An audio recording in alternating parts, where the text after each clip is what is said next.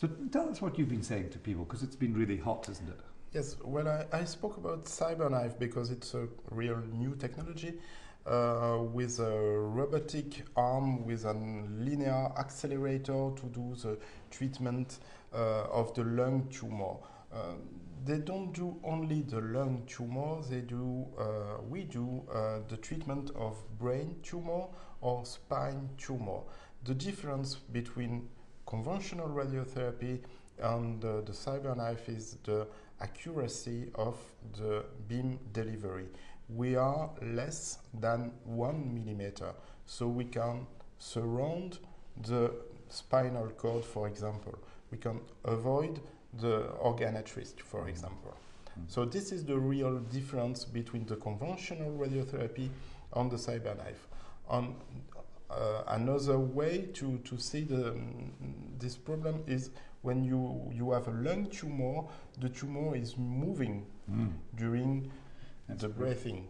Yes. So the CyberKnife is able to track the tumor during the breathing, so you can avoid again the organ at risk on the rest of the lung. How do you track a moving cancer in the lung?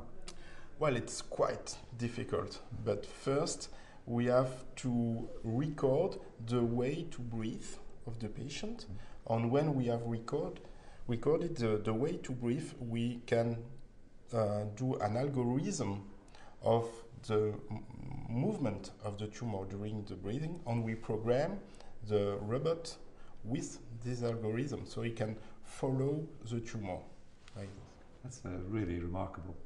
And what about the imaging of this tumor? You image while you treat? So we image each time we do a new beam.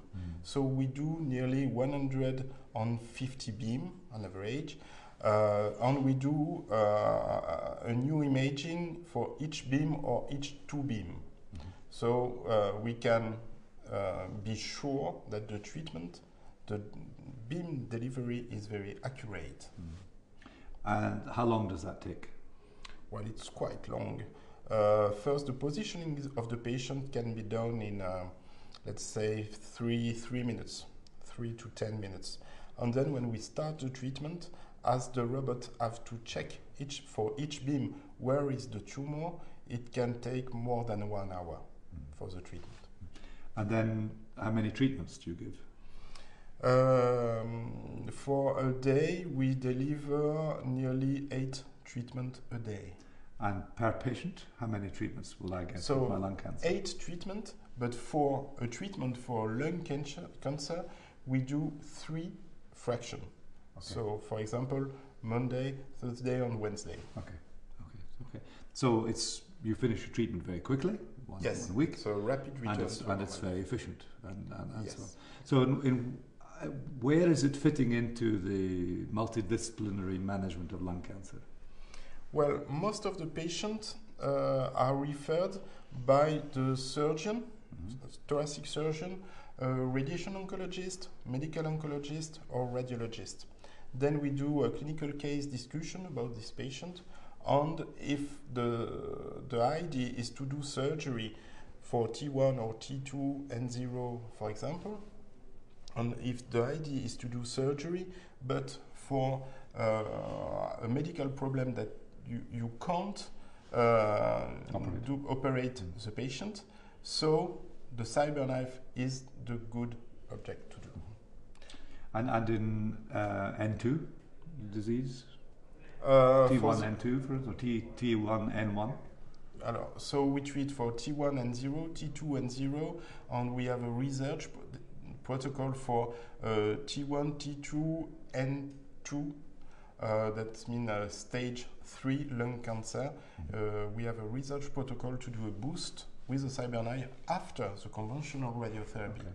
And is that also after neo-adjuvant chemotherapy? Yes. Okay. Yes, we do neo-adjuvant chemotherapy, radiotherapy with chemotherapy up to 44 gray, and then a boost with the CyberKnife. And then surgery or not?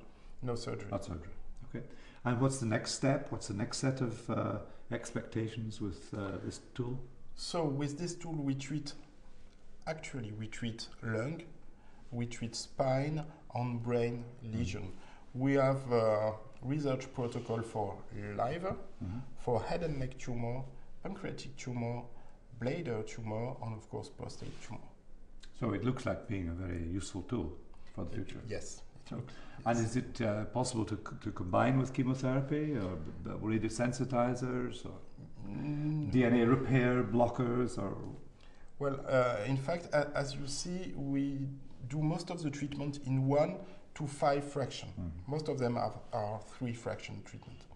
So there is no need for really for radiosensitizer, but we can do chemotherapy the same as if there was not treatment with the CyberKnife, because it's very short, the treatment of CyberKnife.